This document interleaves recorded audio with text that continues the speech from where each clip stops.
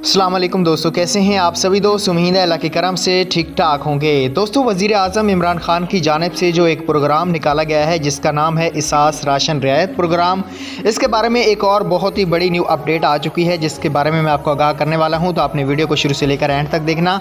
आप लोगों को पता है आप लोग इसास राशन प्रोग्राम में रजिस्ट्रेशन कैसे कर सकते हैं, इसमें अपनी अहलियत कैसे जान सकते हैं, वो भी इंशाल्लाह नेक्स्ट वीडियो में आपको बताएंगे।